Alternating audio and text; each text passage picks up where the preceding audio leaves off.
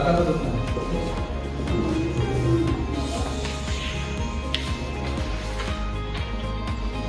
Sok duduk.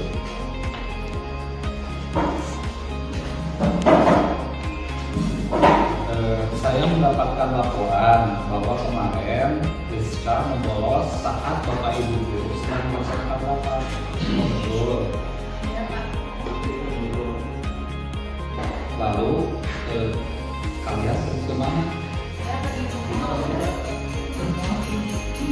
Baik, setiap orang pasti melakukan kesalahan. Coba Rizka pikirkan lagi apa manfaatnya pertemuan. Lalu membolos yang kamu lakukan kemarin itu benar atau salah? Salah Pak, saya sudah melanggar aturan dan juga bisa ditangkap oleh Satpol PP atau ketahuan membolos. Kenapa Rizka masih tetap membolos? Kemarin saya bosan di kelas Pak, kemudian ada teman lama yang mengajak untuk membolos, maka dari itu membolos. Sekarang Rizka sudah sadar dulu apakah masih akan membolos. Padahal kemarin pas pelajaran Bapak ada ulangan harian. Sudah Pak, kami minta maaf, ini tidak akan membolos. Untuk kedepannya Bapak guru sedang rapat, apa yang akan kamu lakukan? Apa yang akan kamu lakukan untuk memperbaiki kesalahan ini? Saya akan meminta tugas untuk pelajaran. Baik, semoga kamu mendapatkan pelajaran bermakna dari kesalahan yang sudah kamu lakukan ya. Iya Pak, terima kasih. Assalamualaikum. Waalaikumsalam. Nah.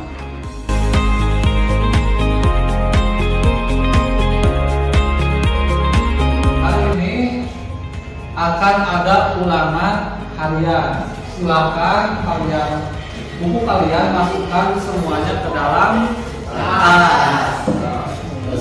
Ulangannya biasa seperti biasa melalui SDA. Buka HP kalian dan buka SDA-nya masing-masing.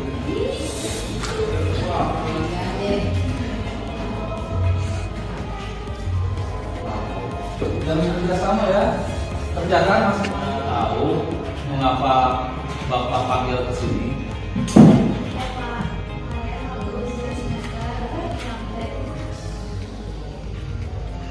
Coba kamu ceritakan kronologi kejadiannya. Ya Pak, jadi waktu itu saya membawa catatan kecil ke dalam ruangan penilaian akhir semester dan diketahui oleh pengawas Bapak. Oh begitu ya. Saya yakin tidak ada siswa yang sempurna. Kamu sudah baik kok. Mau mengakui kesalahan yang sudah kamu lakukan. Lalu kenapa sampai tidak baik? Karena pelajarannya begitu sulit, jadi saya memutuskan untuk membawa catatan kecil. Kami minta maaf ya Pak. Tindakan itu benar atau salah? Salah Pak, saya tidak duduk dan mengerjakan penilaian dari semester. Untuk kedepannya, apa yang akan kamu lakukan saat ujian berlangsung?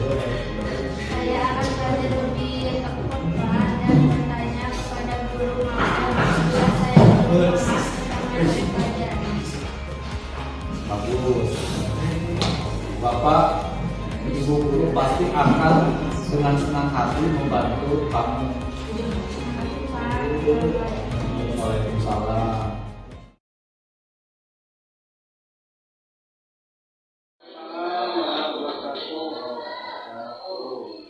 Sebelumnya saya ucapkan terima kasih Bapak dan Ibu telah berkenan hadir di acara aksi nyata budaya positif dengan tema disiplin positif. Bapak dan Ibu, aksi nyata ini bukan bermaksud saya untuk menggurui Bapak Ibu atau apa ya istilahnya mah, ini hanya untuk sharing saja, berbagi pendapat. Dan saya juga ingin menimba ilmu mungkin dari Bapak dan Ibu yang mungkin dari segi pengalamannya dari lebih daripada saya.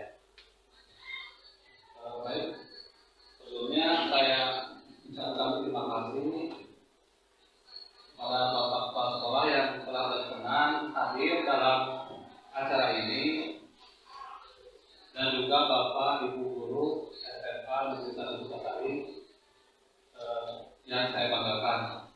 Untuk mempersingkat waktu, baik kita buka acara ini dengan mengucapkan Bismillahirrahmanirrahim. Untuk selanjutnya, Bapak Ibu, saya mohon berdiri untuk bersama-sama menyanyikan lagu Indonesia Raya.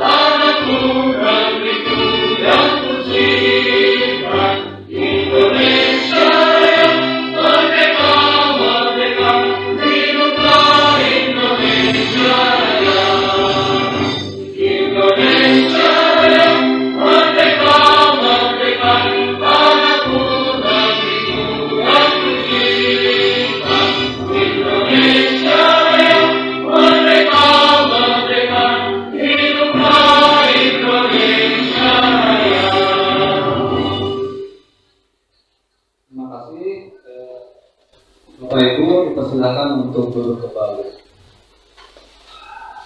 Baik, Bapak dan Ibu, sebelumnya perkenalkan, ini adalah diri saya. Yang pertama, Yopi Yuliana sebagai fasilitator.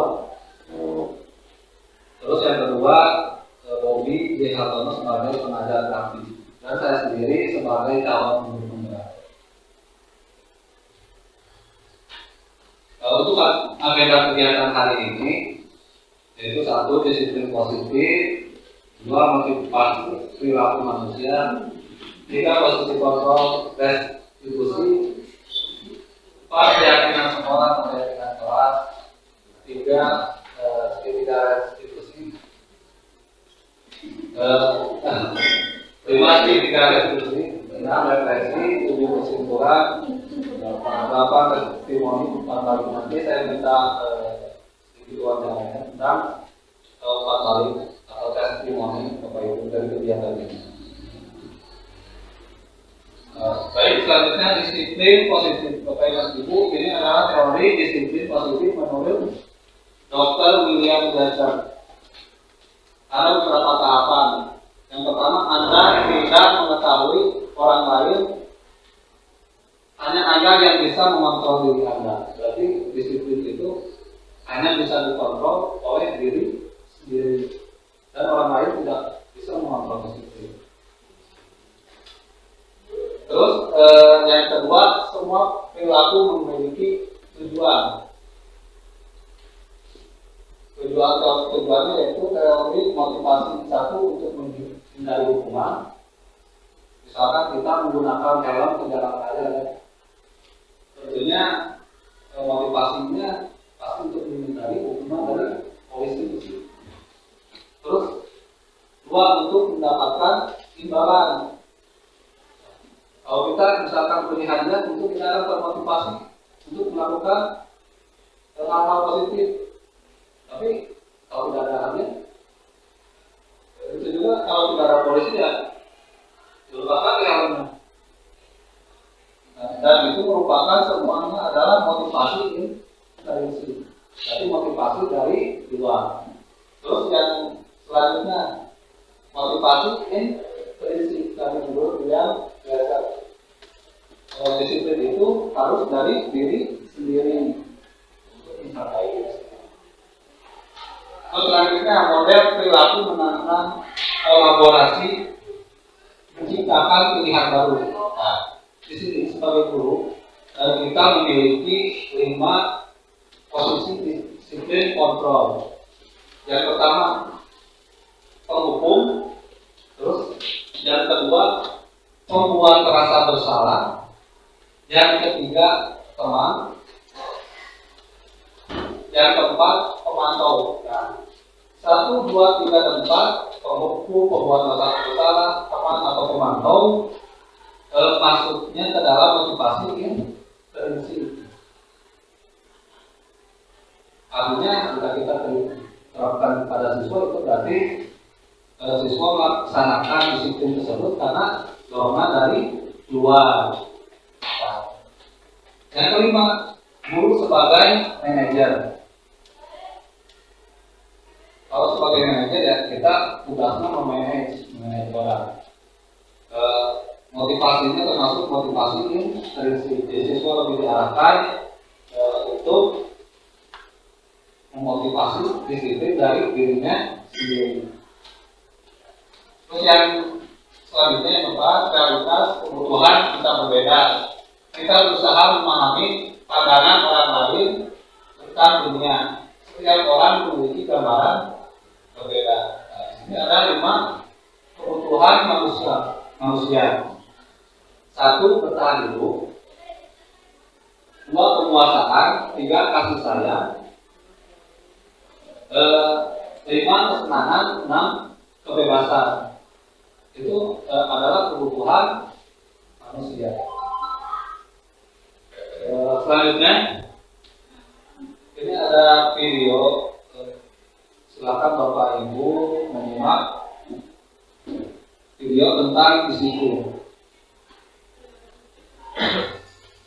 Ibu udah pernah bilang kan sama kalian semua, kalau ibu sengaja mengambil yang pertama untuk sebagai pelajarannya ibu, untuk melatih kalian disiplin. Kalian tahu kan peraturannya ibu? Kalau ibu tidak akan mulai pelajaran kalau masih ada yang terlambat. Kalian tidak tahu kan? Hah? Jadi ibu bilang kan? Kenapa masih ada yang terlambat?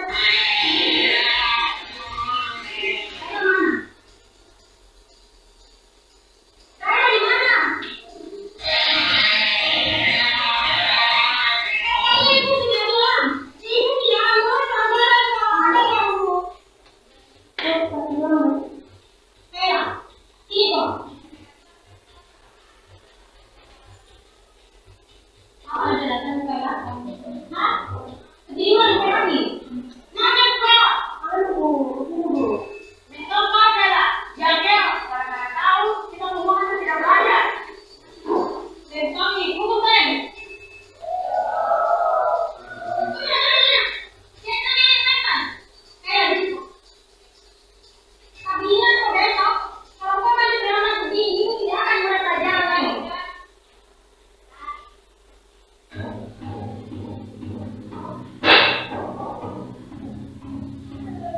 Selamat pagi anak-anak.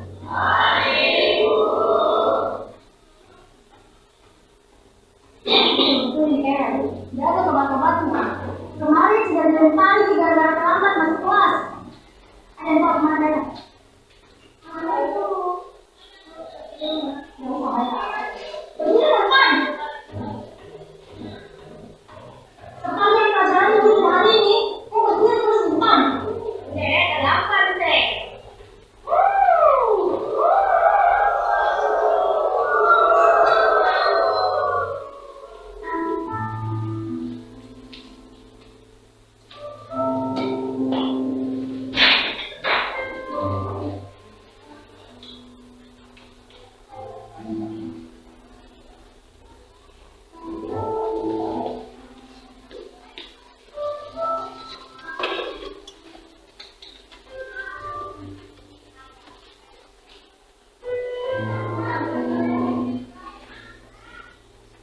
dan begini kayaknya.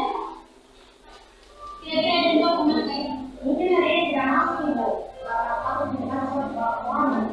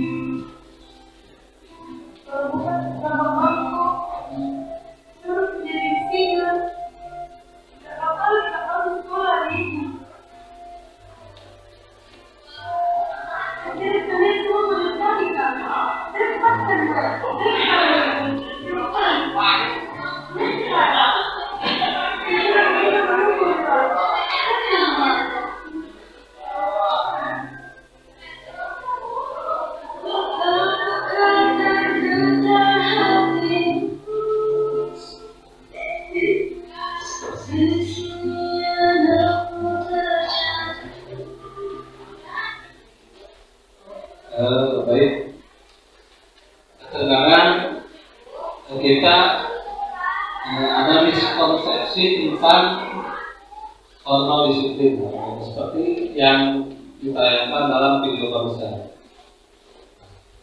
Apa itu miskonsepsi tentang kontrol disiplin?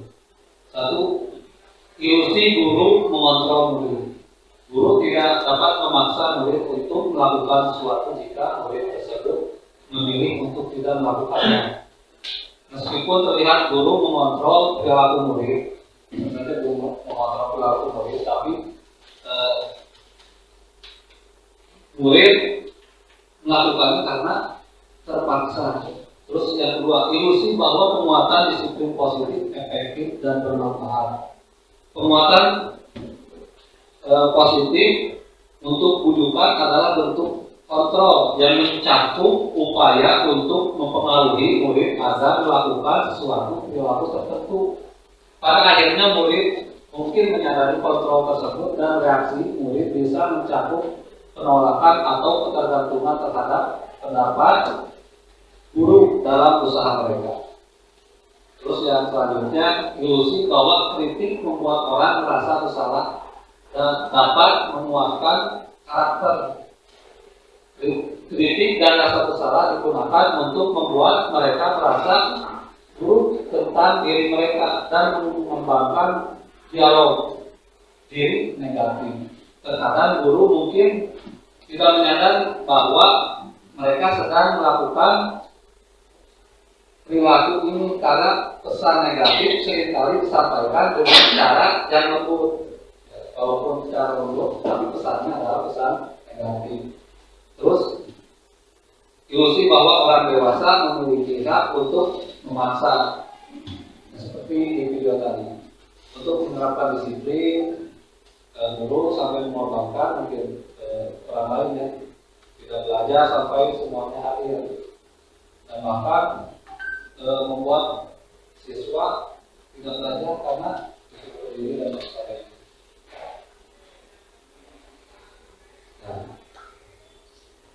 Untuk merubah paradigma stimulus respon kepada pendekatan kontrol atau teori kontrol. Di sini ada teori kontrol Stephen R. Covey. Stimulus, realitas kebutuhan kita sama. Seharusnya teori kontrol, realitas kebutuhan kita berbeda. Terus semua orang melihat hal yang sama. Seharusnya menurut teori kontrol, setiap orang memiliki gambaran yang berbeda. Kita mencoba mengubah orang lain agar berpandangan sama dengan kita. Kita berusaha memahami pandangan orang lain tentang dunia. Jadi menurut teori kontrol, kita yang berusaha memahami pandangan orang lain tentang dunia mereka, bukan dunia mereka sama dengan kita. Terus orang lain bisa mengontrol saya.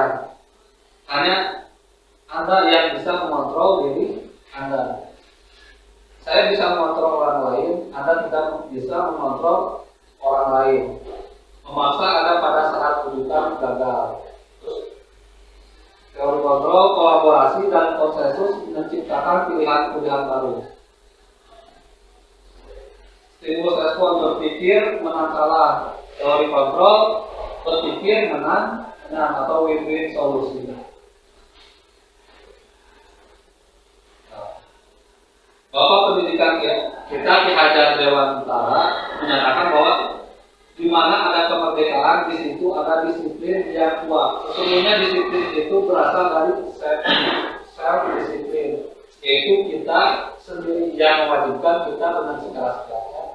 Tetapi itu sama saja, sebab kalau kita tidak melakukan self disiplin, wajiblah penguasa lain mendisiplinkan kita, dan peraturan demikian itu harus ada di dalam suasana yang merdeka. Makna disiplin dan merdeka. Ki Hajar Dewantara menyatakan bahwa untuk mencapai kemerdekaan atau dalam konteks pendidikan kita saat ini, untuk menciptakan murid yang merdeka, syarat utama adalah harus ada disiplin yang kuat. Disiplin yang dimaksud adalah disiplin diri yang memiliki motivasi internal. Jika kita tidak memiliki motivasi internal, maka kita memerlukan pihak lain untuk mendisiplinkan kita, atau motivasi eksternal karena berasal dari luar, bukan dari dalam diri kita sendiri. Adapun definisi kata merdeka menurut Ki Hajar Dewantara, yaitu merdeka itu artinya tidak hanya terlepas dari perintah, akan tetapi juga cakap membuat memerintah diri sendiri. Kebutuhan dasar manusia. Kebutuhan dasar manusia adalah segala sesuatu yang kita lakukan untuk mendapatkan apa yang kita inginkan. Di seluruh tindakan yang kita lakukan memiliki tujuan tertentu, dan semua usaha terbaik yang kita lakukan adalah dalam rangka agar kebutuhan dasar manusia terpenuhi. Berikut adalah 5 dasar kebutuhan manusia. Kalau kelima dasar kebutuhan manusia ini bisa tercipta dalam suasana kelas, saya yakin mungkin murid atau siswa pasti akan betah tinggal di kelas. Apa itu 5 dasar kebutuhan manusia atau bertahan hidup? yaitu makan, pakaian, tempat tinggal, keamanan, dan kesehatan. Maka dari itu saya tidak pernah melarang siswa untuk makan, hanya cemilan atau minum, kecuali makan yang berat, misalkan nasi pada saat pembelajaran. Karena kalau lapar pasti siswa tidak akan konsentrasi untuk menerima pembelajaran. Terus kasih sayang dan rasa diterima. Rasa diterima diperlukan berbagi kerjasama menjadi bagian dalam kelompok. Misalnya ada siswa yang nakal, mungkin siswa itu membutuhkan rasa kasih sayang, bisa jadi penguasaan atau kebebasan atau kesenangan. Maka dari itu kita setelah itu sebelum memberikan hukuman atau tindakan, kita harus mengetahui dulu latar belakang tindakan siswa mengapa melakukan hal tersebut. Terus yang ketiga, penguasaan, harga diri, keinginan untuk dianggap, memimpin, berprestasi, diakui. Yang keempat, kebebasan, mandiri, memiliki pilihan, mencoba hal baru, mengendalikan arah diri. Yang kelima, kesenangan, bermain, humor, antusias, tertawa. Jadi kalau kita misalkan bisa menerapkan 5 kebutuhan dasar manusia ini dalam kelas, saya yakin mungkin siswa akan betah di kelas menerima pembelajaran kita.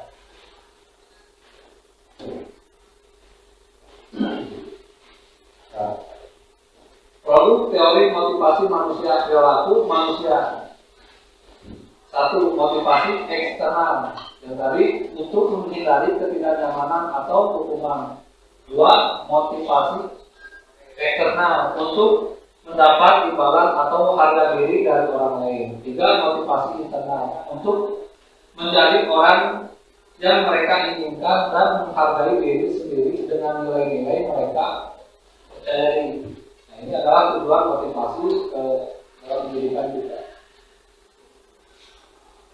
Terus selanjutnya, hukuman, konsekuensi, dan restitusi. Nah, selama ini mungkin saya sendiri juga lebih banyak menerapkan hukuman dan konsekuensi dibandingkan restitusi. Karena saya baru mengetahui adanya restitusi ini dari CEP ini. Apa itu restitusi? Restitusi adalah proses menciptakan kondisi murid untuk memperbaiki kesalahan mereka sehingga mereka bisa kembali kepada kelompok mereka dengan karakter yang lebih kuat.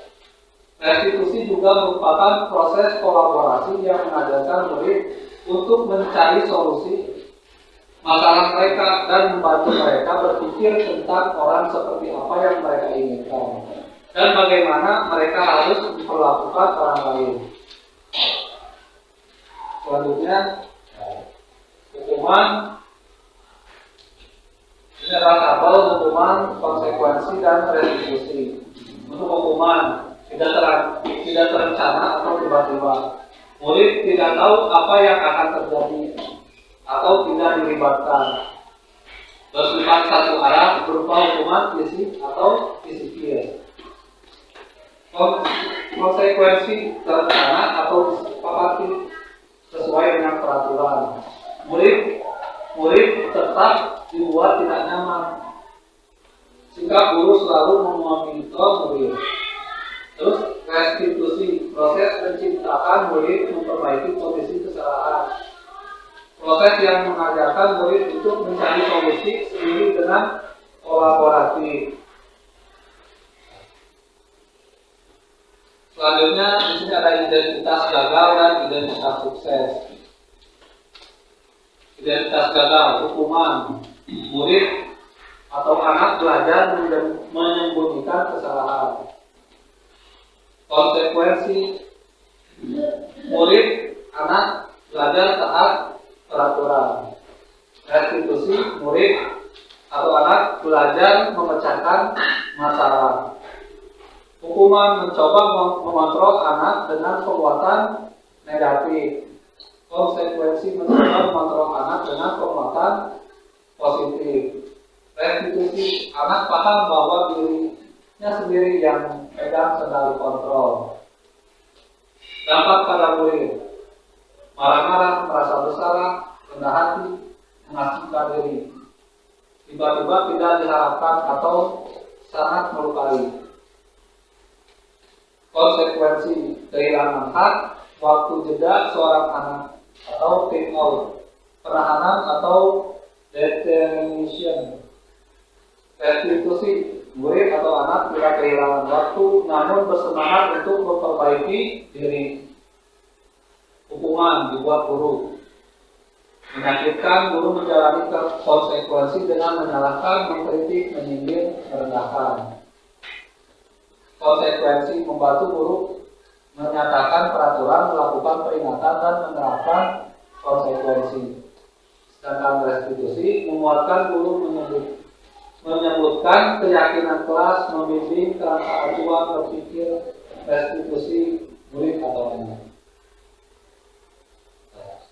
Selanjutnya, posisi kontrol guru. 1. Sebagai penghukum.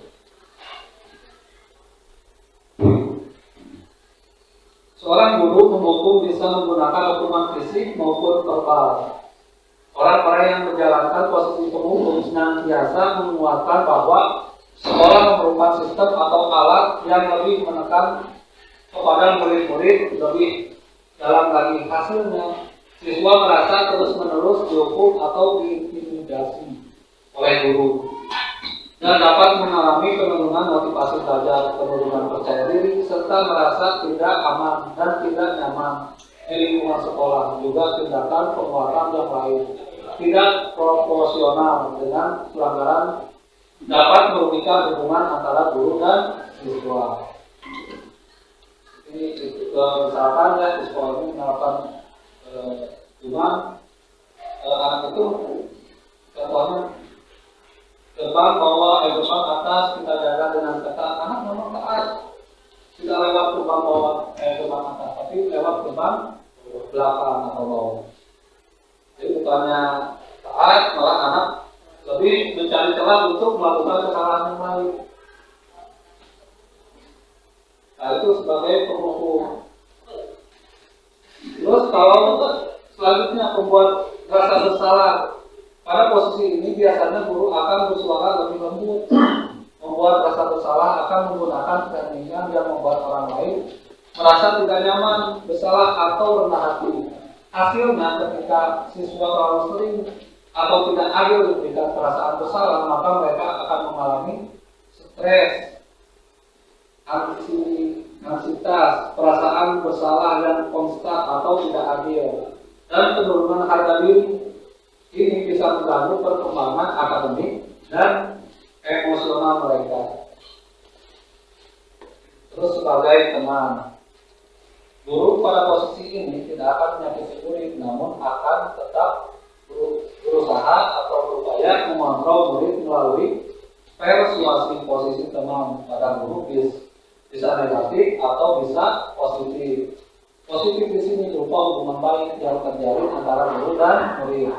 Guru di posisi ini bisa menggunakan hubungan baik dan humor untuk mengetahui seseorang, mempengaruhi seseorang. Hasilnya, murid akan merasa senang dan akrab dengan guru. Ini termasuk dampak positif. Hanya saja sisi negatifnya juga ada. Murid ketergantungan pada guru tersebut.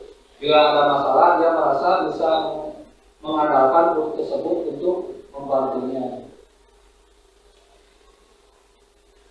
Nah, yang keempat, sebagai pemantau, berarti mengawasi. Pada saat kita mengawasi, kita bertanggung jawab atas perilaku orang-orang yang kita awasi. Posisi pemantau berdasarkan pada peraturan-peraturan dan konsekuensi dengan menggunakan sanksi atau konsekuensi. Kita dapat memisahkan hubungan pribadi kita dengan murid sebagai seorang guru yang menjalankan posisi pemantau. Hasilnya, murid memahami konsekuensi yang harus dijalankan karena telah melanggar salah satu peraturan sekolah. Guru menunjukkan suatu emosi yang berlebih menjadi marah atau membuat merasa bersalah. Selanjutnya, kelima, posisi manajer. Posisi terakhir adalah posisi di mana guru membuat sesuatu bersama dengan murid, mempersilahkan murid mempertanggungjawabkan perilakunya, mendukung murid agar dapat menemukan solusi atas permasalahannya sendiri. Seorang manajer telah memiliki keterampilan di posisi teman maupun pemantau, dan dengan demikian bisa jadi di waktu-waktu tertentu kembali kepada posisi pemantau atau sebagai teman. Jadi untuk posisi manajer ini bisa ke pemantau dan ke teman ke nomor 4 dan ke nomor 2, tergantung situasi dan kondisinya. Hasilnya, pendekatan manajer lebih menekankan pada pengajaran tanggung jawab, resolusi masalah, dan pengembangan keterampilan siswa dalam mengelola perilaku mereka sendiri. Ini menciptakan suasana yang lebih kolaboratif dan dapat membantu siswa belajar dari kesalahan mereka.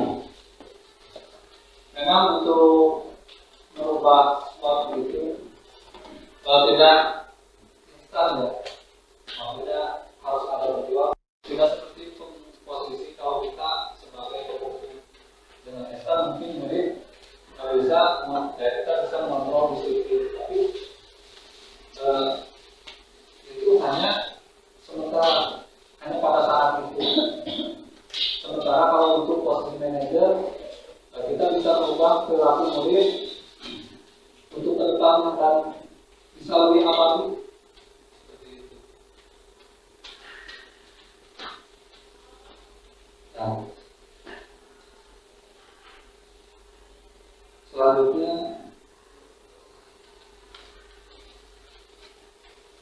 ini adalah motivasi guru berbuat. Terus kalau di sini ada motivasi eksternal dan motivasi intrinsik. Terus ada kolom identitas gagal, identitas berhasil atau sukses.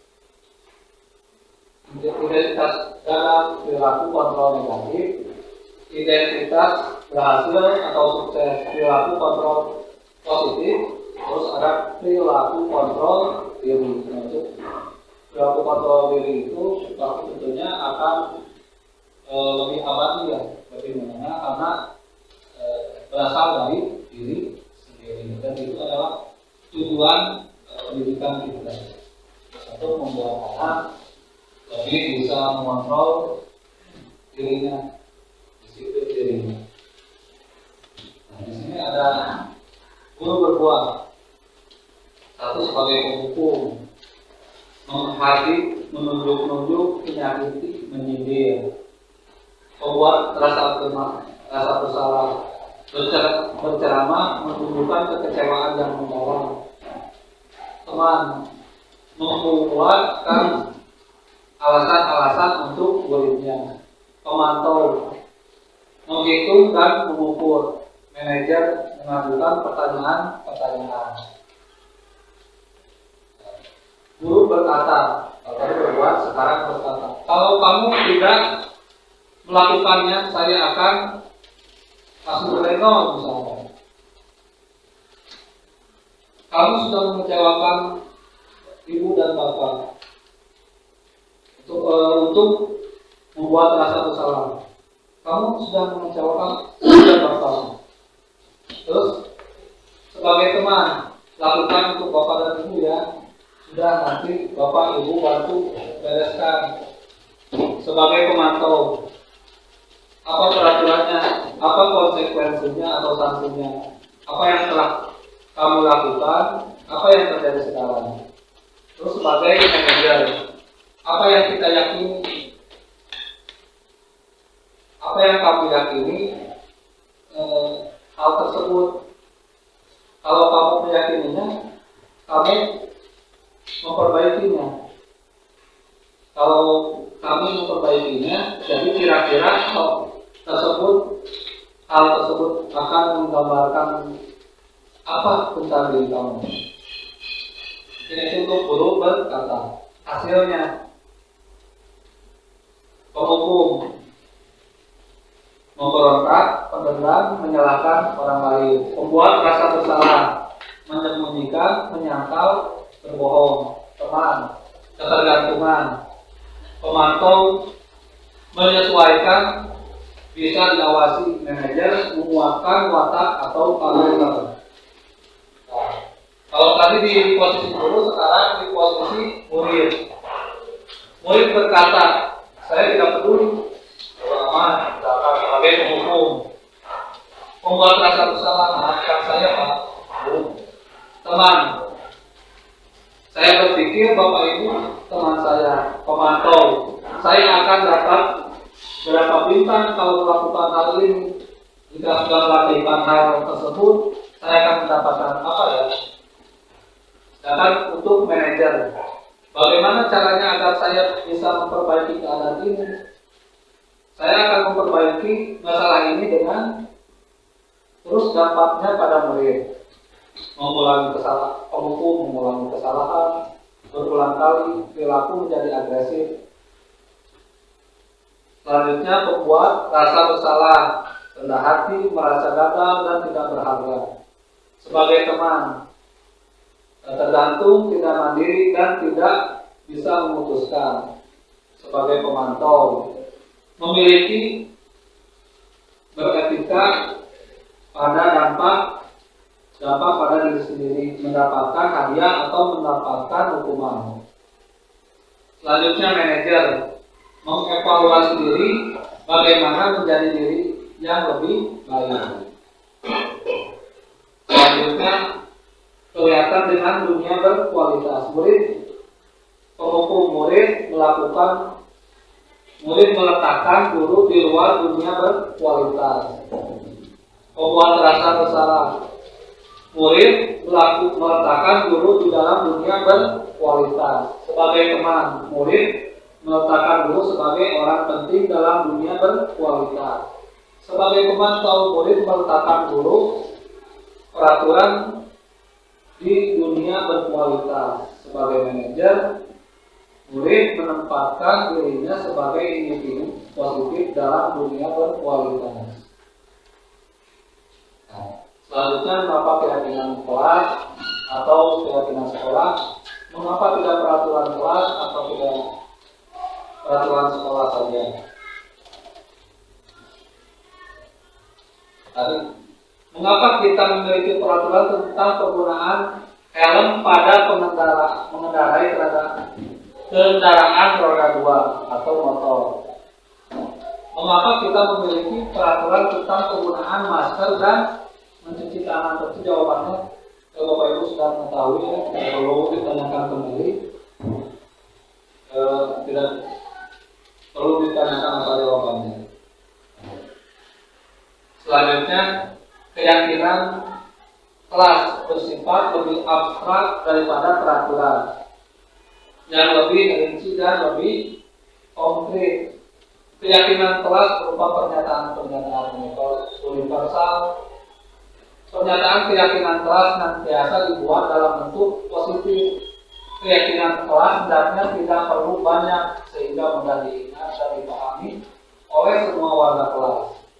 Jadi jangan kalau banyak ya, misalkan di kelas peraturan ada 20 misalkan peraturan atau ya, itu 5 atau berapa, tapi anak memahaminya dan mengingatnya. Terus keyakinan kelas. Keyakinan kelas sebaiknya sesuatu yang dapat diterapkan di lingkungan tersebut.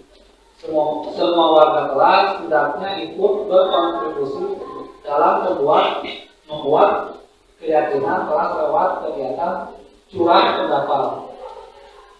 Selanjutnya, bersedia meninjau kembali keyakinan kelas dari waktu ke waktu.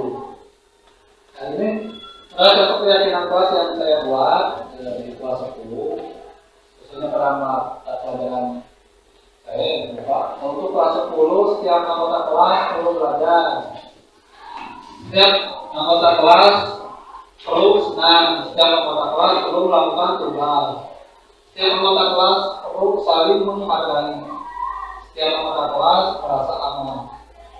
Untuk keyakinan kelas 11, yang pertama, selalu bersikap positif, senantiasa menjadi diri terbaik, percaya dan menghormati orang lain serta barang miliknya, berkomitmen terhadap setiap tugas, senantiasa membantu. Untuk kelas 11, kami meyakini bahwa sangat penting untuk menghormati semua orang dan barang milik orang lain. Terus bekerja, kami meyakini bahwa sangat penting untuk mengerjakan segala pekerjaan atau mengikuti kegiatan yang telah ditugaskan. Diterima dan dimiliki, kami meyakini bahwa sangat penting untuk merasa diterima pada suatu kelompok dan saling peduli satu dengan yang lain. Selanjutnya, segitiga restitusi. Apa itu segitiga restitusi? Segitiga restitusi adalah suatu proses dialog yang dijalankan oleh guru agar dapat menghasilkan murid yang mandiri dan bertanggung jawab. Ini contoh segitiga restitusinya adalah berupa dialog ya. Ada validasi tindakan yang salah, menstabilkan identitas dan menanyakan keyakinan. Yang pertama, validasi tindakan yang salah, bahkan ada yang terlambat murid. Kamu tentu punya alasan mengapa kamu terlambat.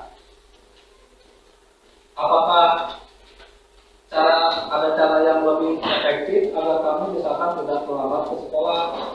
Itu untuk validasi tindakan salah. Terus menstabilkan identitas. Setiap orang pasti pernah melakukan kesalahan. Kamu bukan orang satu-satunya yang melakukan hal ini. Menanyakan keyakinan. Keyakinan apa yang kita sepakati? Kamu ingin menjadi orang seperti apa? Nah, ini contoh pertanyaan untuk validasi tindakan yang salah. Kamu punya alasan mengapa melakukan hal itu, padahal kamu bisa melakukannya lebih buruk dari ini ya. Kamu patut bangga karena telah melindungi sesuatu yang penting buatmu. Kamu melakukannya karena mempertahankan sesuatu yang penting bagimu. Terus menstabilkan identitas. Berbuat salah itu wajar. Tidak ada manusia yang sempurna. Ibu bapak juga pernah melakukan hal itu. Ibu bapak tidak mencari siapa yang salah, tapi ibu bapak ingin mencari solusi atas permasalahan ini. Kamu berhak merasa begitu. Menanyakan keyakinan. Apa keyakinan kelas kita? Nilai-nilai apa yang telah disepakati bersama? Seperti apa gambaran sebuah kelas yang ideal menurut kamu? Kamu ingin menjadi orang seperti apa? Terakhir, sebelum penutup, ini ada refleksi kasus. Kebetulan saya adalah wali kelas 11 1 sekarang. Taufik adalah siswa kelas 11 1 senang satu sekolah saya. Dan memiliki catatan perilaku yang kurang baik, seperti sering tidak masuk sekolah, pulang sebelum waktunya, sering tidur di kelas, bertutur kata yang kurang sopan, dan kedapatan merokok. Dalam kasus di atas, posisi kontrol apa yang akan Bapak Ibu terapkan? Untuk menjawabnya, Bapak kan di sini ada 5 posisi kontrol ya, sebagai penghukum, pembuat kesan bersalah, teman, pemantau, dan yang terakhir adalah manajer. Saya kembalikan ke kelas plano, mungkin Bapak Ibu bisa menulis posisi apa, bisa misalkan menjadi saya sebagai wali kelasnya, maka akan menerapkan posisi kontrol seperti apa untuk Taufik.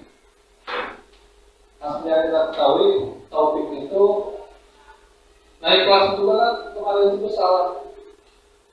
Nah, sampai diputuskan untuk tidak naik kelas karena sudah mengundurkan diri tiba-tiba masuk kembali. Begitu.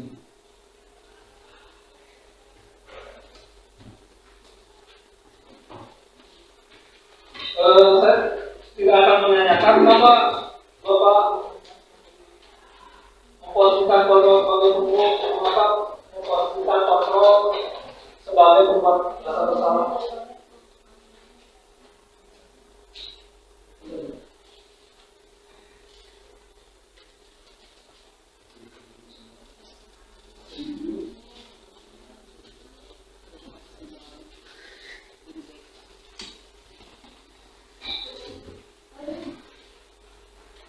Kita ada pendukung, pembuat rasa bersama,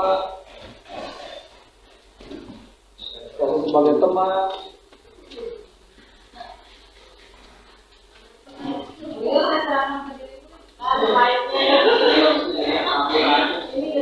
Oh ya.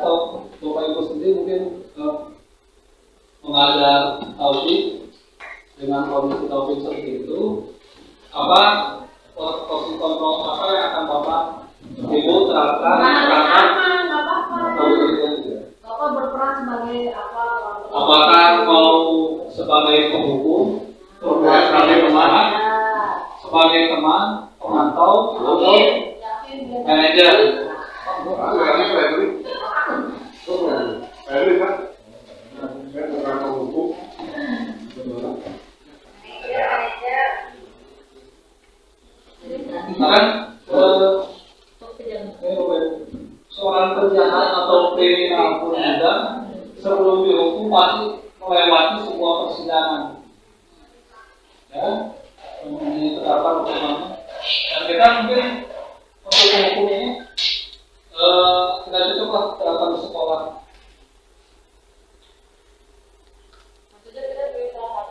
Yang cocok buat Pak Cepi di mana? Yang buat Pak Cepi yang cocok. Menurut saya itu adalah sebagai manajer.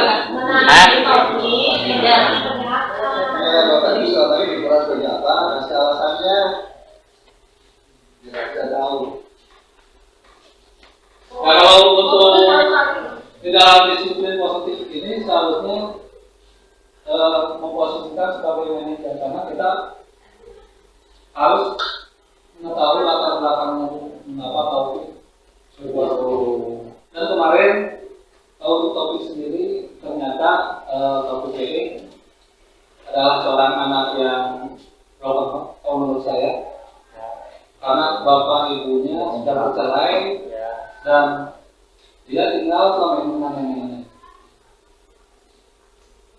Untuk mengapa tidak beretika atau perkataan perasaan mengajar benar atau etika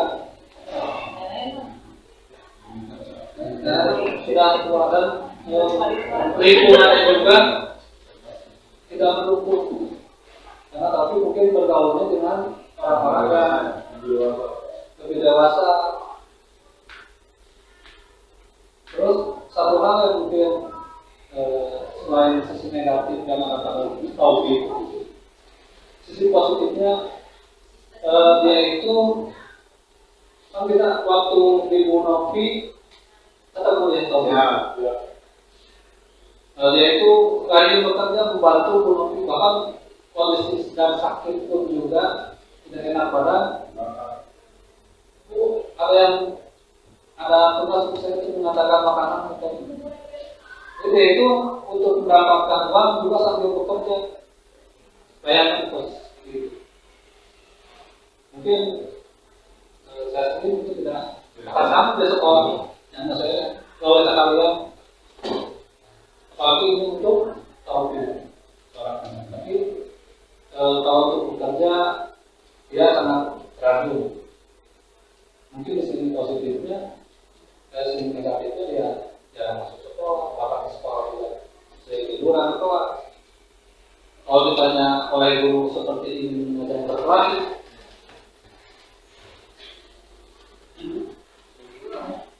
tapi ya itulah tugas kita. Selama dia masih bersekolah, selama dia masih tidak melakukan tindakan kriminal, kita harus untuk meluruskan. Di posisi untuk di sini mungkin saya mengambil peran sebagai manajer.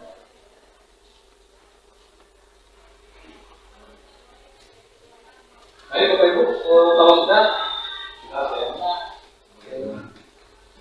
bagaimana ada sebagai motivasi prinsip berarti teman atau atau pemantau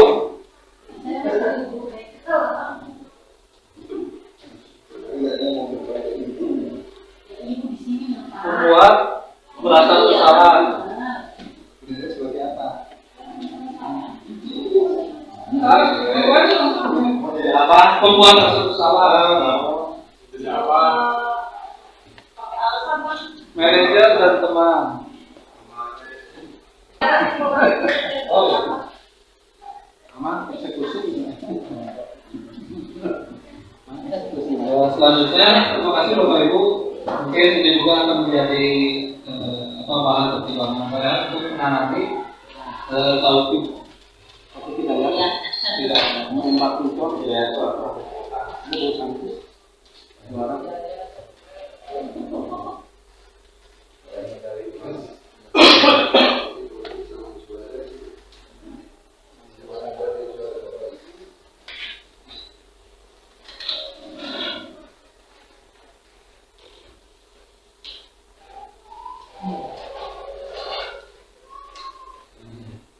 selanjutnya yang kedua dari ayatnya kan?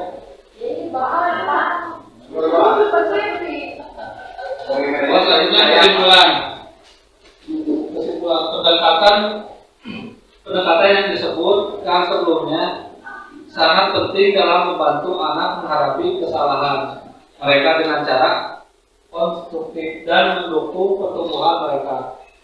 Ini membantu mereka memahami bahwa kesalahan adalah bagian dari proses pembelajaran dan pertumbuhan dan bukan identitas mereka. Menanamkan gagasan bahwa kesalahan adalah peluang untuk belajar dan tumbuh adalah prinsip yang sangat berharga dalam pendidikan.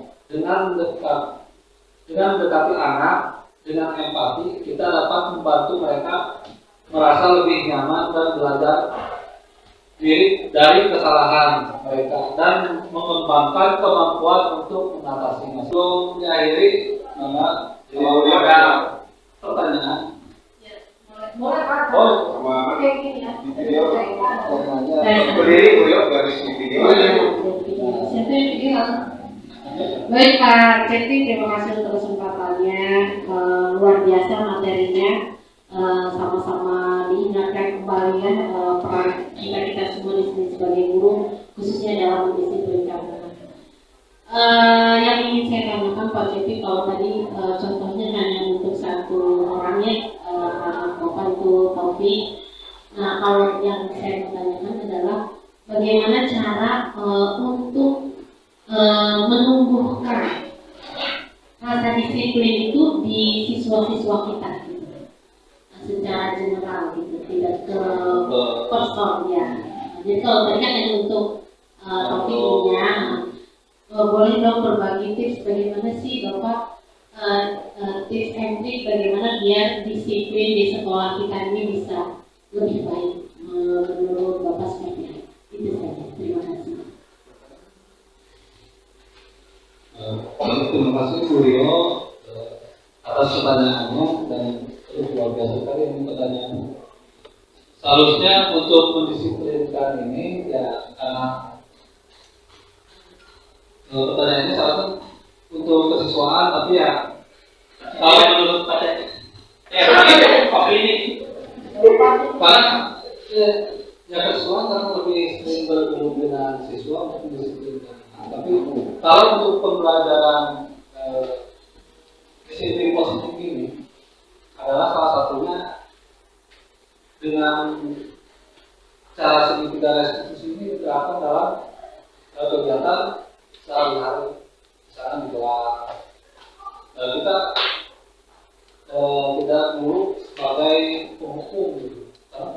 Selama ini yang kita terapkan adalah posisi sebagai penghukum. Kalau anak terlambat pasti anak disuruh udah kamu siram tanaman, apa? Ya kamu bersihkan satu-satu. Adalah posisi sebagai penghukum. Apakah itu efektif untuk mendisiplinkan? Kalau menurut teori disiplin positif itu tidak efektif. Mengapa? Karena anak hanya disiplin pada saat itu saja. Jika tidak ada guru, mereka akan kembali lagi tidak disiplin. Tapi di sini adalah menggunakan segitiga restitusi di mana kita lebih menanyakan memvalidasi kesalahan, masalah kenapa kamu susah itu pacaran dan sebagainya. Terus stabilkan identitas. Kamu tahu apa peraturan misalkan sekolah ini harus apa? Nanti kalau memang kamu melanggar apa yang akan terjadi? Walaupun memang ini membutuhkan kesabaran karena motivasi dari diri mereka sendiri di situasi ini pasti sangat jauh atau lebih rendah jauh dibandingkan dengan di kota. Kalau misalkan SMA 1 motivasi intensifnya yang berjalan ya jelas. Kalau untuk di Sukasari ya kalau tidak dimotivasi oleh kita ya oleh siapa orang, karena orang tua pun juga menyerahkan pada kita. Misalnya saya mau bisa beberapa kali ke orang tua, masuk mau dari jauh dari rumah mau terima orang itu apa air itu menyerahkan mereka. Dan buku rumah seperti sinario, coba kamu lihat di lapor rumah itu mau dia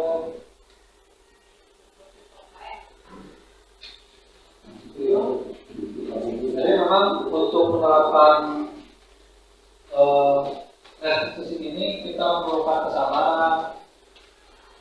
Terus yang terakhir yaitu menanya keyakinan. Kalau kamu misalkan selama ke sekolah, misalkan kamu akan menjadi orang seperti apa? Misalkan suatu hari nanti kamu bekerja, bagaimana jika kamu terlambat, apakah perusahaan akan membiarkan? Memang nanti perusahaan pasti akan diberikan polisi. Mungkin penguatan positif, walaupun misalkan lama, tapi tidak ada yang mustahil. Seperti halnya istilah dalam kaca tinggal satu lalu waktu saja kalau terus kita kasih air lama-lama pasti molor. Mungkin untuk siswa juga kalau setiap hari mereka menjadi penguatan positif, itu bukan kesalahan yang dan kalau itu anak-anak keluarin Pak dan perbedaan itu itu hal itu tidak meski jangan seperti itu. Tapi kita harus terus memotivasi.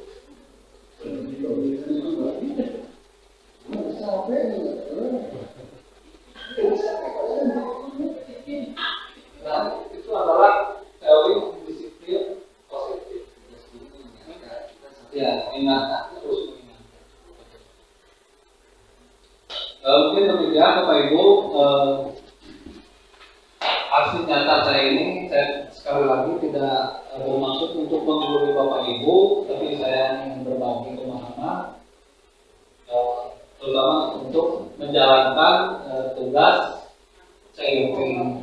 Terima kasih atas perhatiannya. Maka Bapak Ibu selamat beraktivitas kembali. Kita tutup aksi nyata ini dengan ucapan Alhamdulillahirobbilalamin. Wassalamualaikum warahmatullahi wabarakatuh. Assalamualaikum warahmatullahi wabarakatuh. Pak Cepi, alhamdulillah akhirnya kita bisa ngumpul membahas tentang disiplin, masalah yang menjadi sentral pembahasan kita dalam keseharian ya pasti masalah ini. Kalau berkaitan dengan disiplin positif ya memang harusnya seperti itu. Bagaimana solusinya? Dalam penegakan disiplin ada beberapa kriteria tadi. Apakah bisa hanya kita berkonklusi pada satu titik saja? Bisa. Kalau kasusnya hanya satu. Kalau kasusnya banyak gimana? Pasti variatif. Ya kan? Apakah kalau kita penghukuman lantas jelek? Ya sebaiknya dihindari. Tapi dalam kondisi tertentu ya memang harus ada karena faktanya kesadaran hukum, kesadaran disiplin anak-anak kita itu sangat rendah. Kalau nggak ada efek jerah, mereka pasti akan melakukan hal itu secara berulang-ulang. Tapi bukan berarti itu menjadi solusi terbaik, tidak juga. Tapi dalam posisi tertentu harus kita.